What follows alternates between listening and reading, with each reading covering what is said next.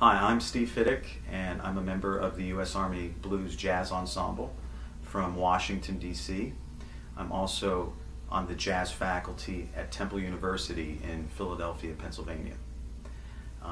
The Army Blues are delighted to be a part of the first annual Jazz Education Network Conference.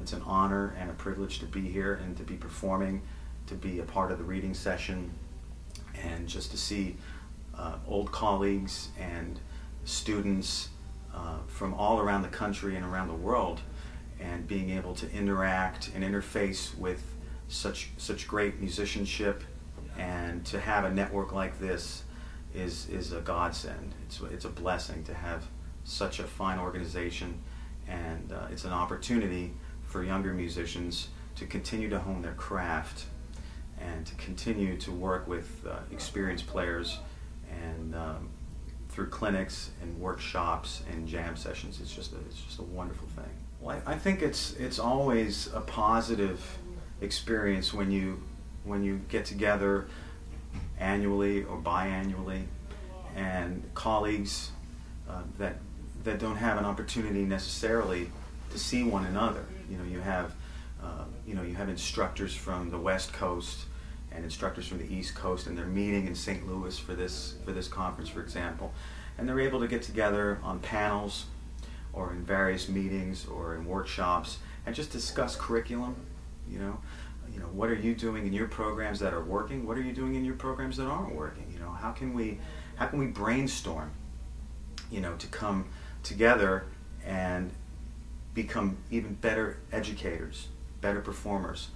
How can we better prepare our students?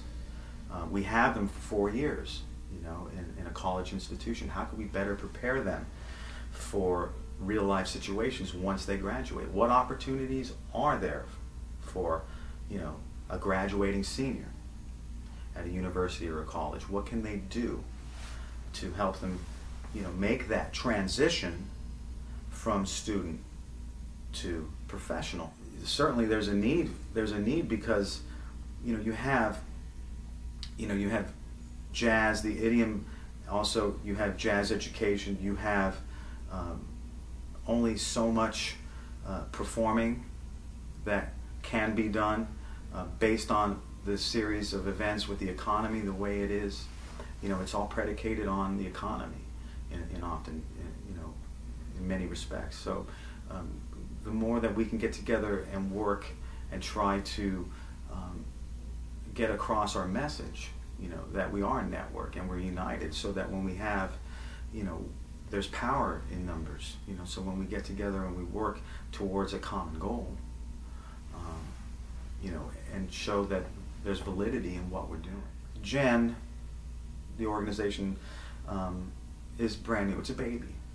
And, from talking with,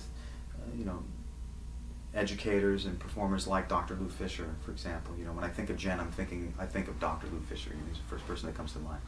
And, people like him, that are involved with this organization, have a great deal of integrity, and they want this to succeed. And you can see it when they interact with the other educators that are at this conference, or the musicians that are on the evening concerts. They really care. They want to go that extra mile to make sure that everyone's comfortable, that everyone has what they need, and that this succeeds, that GEN succeeds.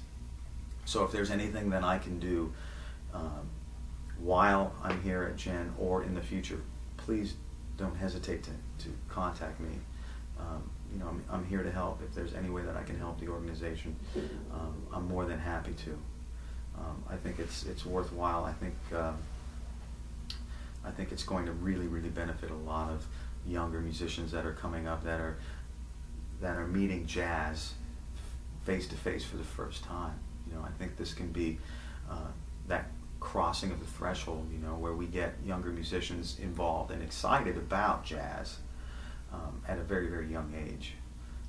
So I wish the organization many years of success.